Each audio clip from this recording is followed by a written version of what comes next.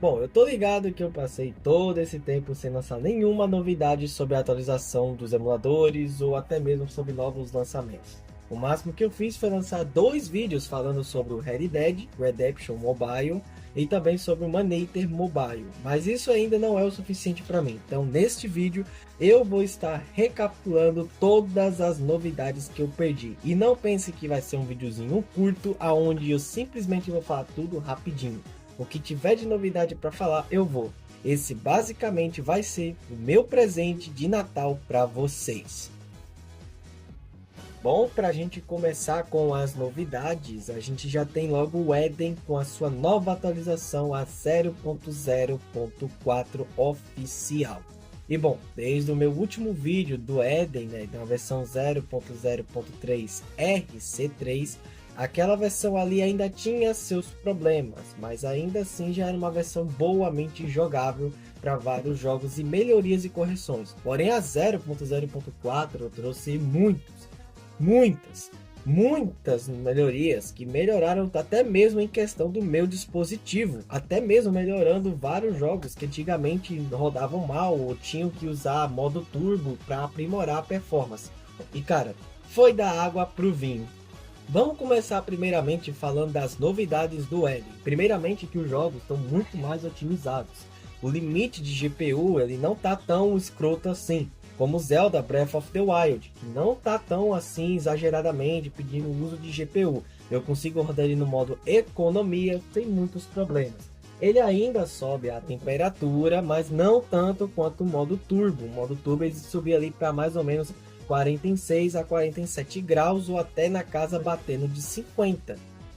Só que agora, com essa nova atualização, a gente não tem mais esse problema, pelo menos não de maneira drástica. Eu mesmo consigo chegar ali mais ou menos na faixa de 42, 41 graus em casos mínimos, ou 43 ou 44. Claro que ainda necessita de um cooler, mas é bem menos preciso do que da última vez que estava com esse desempenho. Muitos outros títulos também não necessitam mais de um cooler ou pelo menos de algum método para resfriar enquanto você está jogando, devido a não estar usando o modo turbo. Mario Kart 8 Deluxe faz isso com maestria, rodando a 60 FPS como antes, porém com menos recursos. Crash Bandicoot Insane Trilogy também teve essas melhorias. E também o Sonic X Shadow Generations, mais precisamente o jogo do Shadow, também foi corrigido daqueles bugs lá que atrapalhavam a imagem do game e também mantendo a performance e também mantendo os problemas corrigidos, como o problema de crash e alguns problemas técnicos de gráficos do jogo. Mas o que realmente vai se pagar são os novos lançamentos dos jogos de Switch.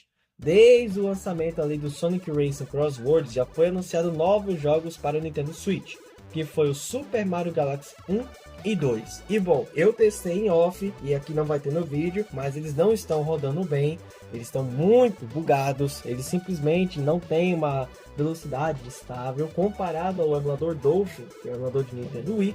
Eles rodam muito melhor lá do que aqui nos emuladores de Switch.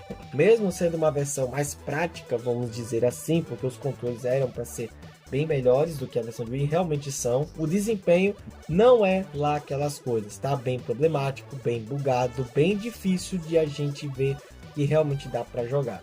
Apesar das suas melhorias, como está em português PTBR e etc. Eu não recomendo você jogar o Mario Galaxy 1 e 2 nos emuladores de Nintendo Switch. Jogue pelo Dolphin, ele ainda está bem melhor lá. Agora falando também do novo lançamento, Metroid Prime 4 Beyond.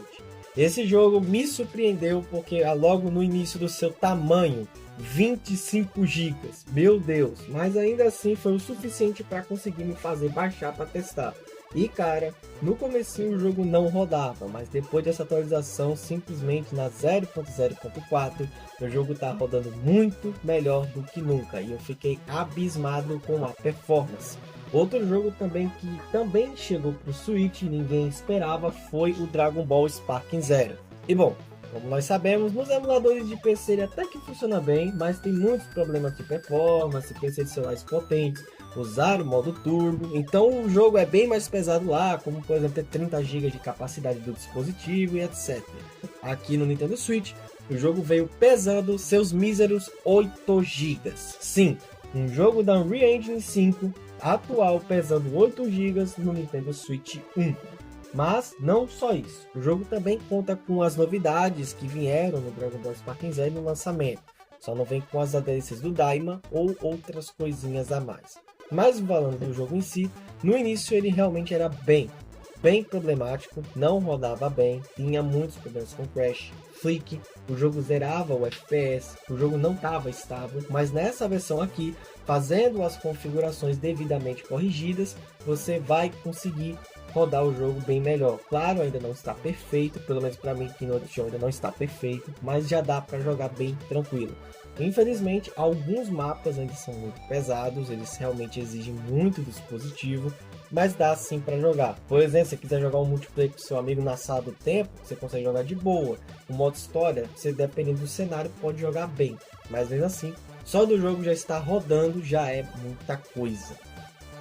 E outro título que também todo mundo vai querer jogar e vai correr atrás é o Pokémon Legends ZA. Esse daqui que é o mais novo lançamento do Nintendo Switch 1 e 2.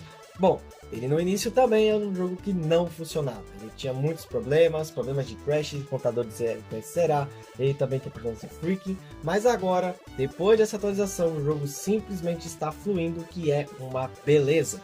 E cara, que jogo para você jogar agora. E tudo bem, não é um dos melhores Pokémons, apesar de ser novo lançamento, mas ver um jogo da nova geração do Nintendo Switch rodando dentro do celular é absurdo de bom. Então, mais um título para você zerar na palma das suas mãos. O mesmo também eu posso falar agora do Winlator, e agora que a coisa vai ficar muito interessante. Ele atualizou esse meio período e a gente percebeu que teve muitas novidades também, mesmo sendo só melhorias, mas melhorias significativas.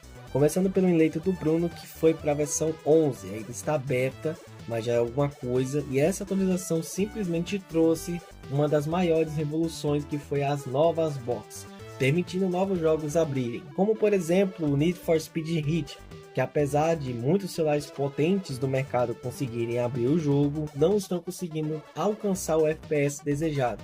E bom, é totalmente possível entender isso porque é um jogo da nova geração, é um jogo muito mais pesado que Need for Speed Payback e até mesmo mais pesado que The Witcher e GTA V. Inclusive tem outros títulos como Cyberpunk e Red Dead Redemption 2 que já são jogáveis, mas comparado a Need for Speed Heat, são bem ainda mais pesados. Pode ser algo também de otimização, mas o que realmente é da minha cabeça é que ele é muito pesado. Agora falando sobre a questão do Winlator Ludash. Esse Winlator está soltando fogos por aí. Ele simplesmente está rodando boa parte dos jogos que a gente sempre quer. Por exemplo, a franquia Need for Speed está se saindo muito bem quando se trata do modo economia. Eu não tenho nenhum jogo aqui para mostrar para vocês, mas em grande parte eu senti que tem muitas melhorias. GTA V também melhorou bastante. O The Witcher 3, nas suas primeiras e últimas versões, está simplesmente impecável. A questão também de outros jogos como Resident Evil 2 e 3 Remake pararam de crashar. O Devil May Cry 5 também parou de crashar e muitos outros jogos também melhoraram. Eu fiquei fascinado quando eu vi um vídeo de um Snapdragon 8Gen rodando God of War 4 2018, aquele mesmo do PlayStation 4. E, cara, foi simplesmente absurdo. Eu simplesmente recomendo demais as últimas atualizações de Winlator no Dash, porque estão fazendo muita diferença, principalmente nos jogos da Unreal Engine, como Dragon Ball Sparking Zero. É absurdo de bom e, cara, é simplesmente surreal como o Winlator também está avançando por parte dos fãs, não é mesmo? E mais recentemente a gente teve uma nova atualização do Vita 3K. E como nós sabemos, o Vita 3K ficou quase que um ano inteiro sem receber novas atualizações. Só que claro, essa atualização não está no GitHub principal, está no GitHub das builds dele. Mas que essa build fez muita diferença, ela fez. Eu não cheguei a testar nada porque eu tô com um tempo bastante curto, mas ainda assim, pelo que eu vi dos outros vídeos dos outros canais, muitos jogos estão abrindo agora em celulares mais fracos, principalmente em GPUs Mali. Claro que ainda não está perfeito, como por exemplo Mortal Kombat ainda tem problemas, mas a velocidade que o jogo está rodando é 1000 vezes melhor. O jogo também está rodando em celulares mais fracos, com 4 GB de memória RAM, ou seja, o emulador está ficando mais otimizado. Isso é muito bom porque o Vita 3K tem potencial para ser um dos melhores emuladores aqui no Android. já que tem muito jogo que tem no Vita 3K, que é no PS Vita, mas que tem em outras plataformas, como Switch ou PC, e a galera não consegue jogar. E o Vita 3K pode ser uma bela de uma salvação, principalmente quando se trata de rodar alguns games de PS2 que não tem como ser jogados por conta de performance, que fica injogável, ou até mesmo de alguns títulos que não são possíveis ser jogados em outras maneiras, como por exemplo o Sonic Racing Transformed. Apesar de ser jogável pelo lado do Wii U ou PC, não é todo mundo que consegue, então vai ser uma bela de uma sacada se o emulador melhorar bastante. Então galera, mais ou menos o Vita 3K melhorou esse colossalzinho aí, mas não melhorou grandiosamente em questão de compatibilidade ou aumento de quantidade de jogos jogáveis, ficou realmente só nisso mesmo. E para finalizar o vídeo com chave de ouro, eu tenho que também falar sobre o mais novo lançamento para o ano que vem, o Tomb Raider 2013. Dia 12 de fevereiro, a Feral vai lançar o Tomb Raider 2013 para mobile. Nós sabemos que ela lançou esse game para o Nintendo Switch, eu sei que tem gente que já consegue jogar, porém o tamanho é gorduroso demais, 25 GB, não dá para tolerar para mim, esse jogo não é tudo isso. Provavelmente a versão de PC é bem mais leve, você consegue jogar ela melhor, porque só pesa 10 GB, porque ela é a versão lançada em 2013, essa é a versão definitiva. E cara, o que eu posso falar? Esse jogo aqui é o GOAT, só que ele vai vir para celular. Galera, é um negócio, um feito absurdo. Nós não esperávamos que isso fosse acontecer. E já que vai acontecer, nós vamos aguardar ansiosamente. A Feral é a única que está dando realmente muita atenção aqui no mobile. Há muitos indícios que ela pode trazer o tão queridíssimo Batman Arkham para cá, seja o Arkham City ou o Arkham Asylum.